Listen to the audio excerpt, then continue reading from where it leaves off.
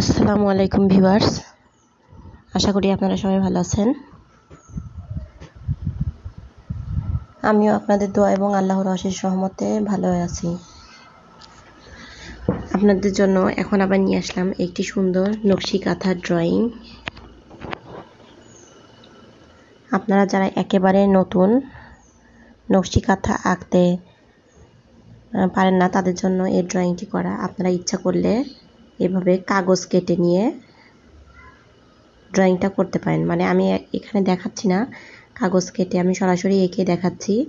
তো আপনারা যদি ইচ্ছা করেন কাগজ কেটে নিয়েও ড্রয়িং করতে পারেন। একটা নির্দিষ্ট সাইজের ফুল কেটে নেবেন, কাগজ দিয়ে কেটে নিয়ে এভাবে ড্রয়িং করবেন।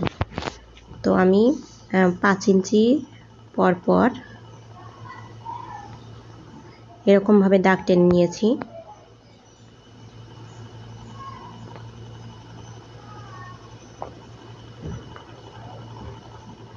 এই ঘরগুলোর মধ্যে আমি ফুল দিব।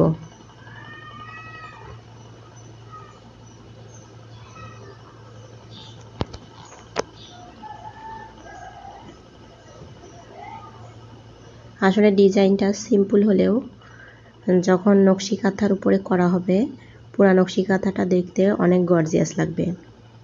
আপনারা চাইলে শুধুমাত্র রান সেলাই দিয়েও এটা কিন্তু করতে পারেন, অসম্ভব সুন্দর লাগবে। আর মাঝখানের ছোট যে ফুলটা আছে, এই ফুলটা আপনারা ইচ্ছা করলে ভরাট সেলাই করে দিতে পারেন। গিট ভরাট দিতে পারেন অথবা চেরি ভরাট, যে কোনো একটা দিলেই ভালো হবে। তবে গিট ভরাট দিলে সেলাইটা আসলে মজবুত হয়। যেহেতু কাঁথা, এর জন্য গিট ভরাট দেওয়াই আমার মনে হয় এখানে ভালো। আর যে সাধারণ যে লাইনগুলো আছে, ঘরগুলো আছে, এবং এই যে আমি এই ফুলগুলো আঁকছি, ফুলের পাপড়িগুলা, এইগুলা কিন্তু বড় ফুলটার পাপড়ি, এগুলা শুধুমাত্র রান সেলাই দিয়ে করলে অসম্ভব সুন্দর লাগবে। তো আপনারা ভিডিওটি দেখতে থাকুন। পরবর্তী ভিডিও দেখার আমন্ত্রণ জানিয়ে আজকের মতো আমি এখানেই বিদায় নিচ্ছি।